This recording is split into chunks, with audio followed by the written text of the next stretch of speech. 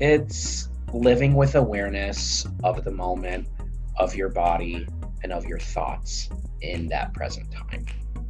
Mindfulness for me is that one common goal that can be obtained using whatever method is works for you. Essentially, it's the trick is that you have to find what fits for you. For some people, it is just sitting there, breathing exercises. Others, it could be taking a walk around the park. It is much like what Jamie said, it is being present in the moment. So, more and more, the pressure that is on teenagers and children to have success in school and sports and other extracurricular activities, that pressure's mounting for Mm. teenagers and even young kids. There's a lot of, this world presents a lot of stress. School can present a lot of stress, even if your teacher's really working hard with you to make it a safe, positive environment. There's, this life is stressful. And so, taking some time to separate ourselves from some of that stress, taking time to reflect away from that stress is really critical. Otherwise, we can be consumed by it. Stress is basically you have a constriction that could be put on by either yourself or by others. Having stress, there's a positive and there's negative. If you have too much stress, it's bad for you. If you don't have enough stress, you're just kind of like dancing in the wind and everything is confetti. So it's finding that balance between stress and not stress.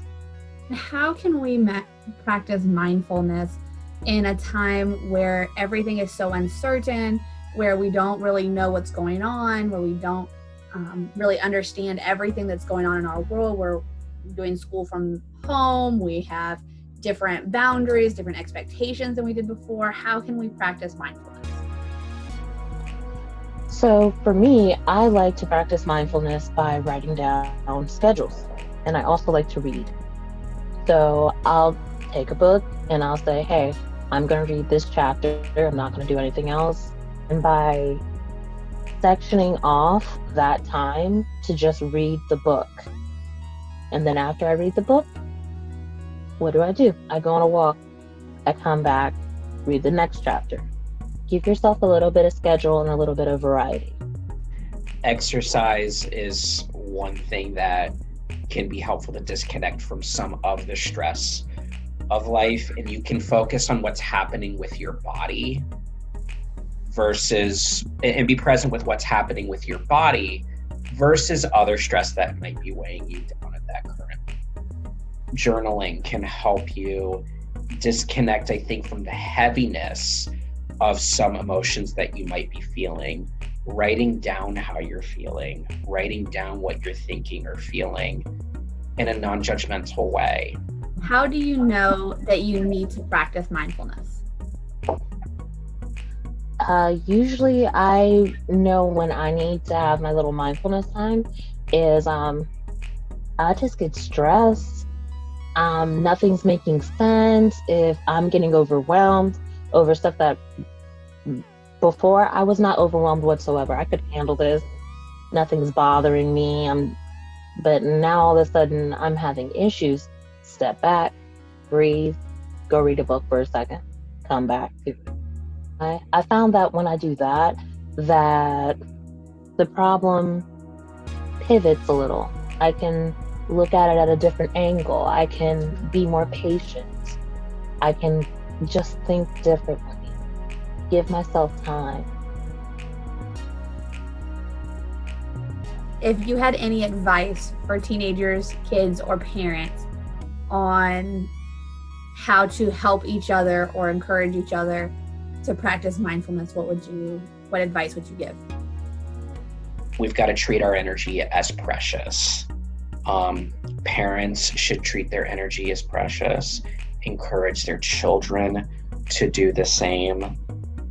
This is the kind of crisis that puts a huge bind on our typical flow of energy.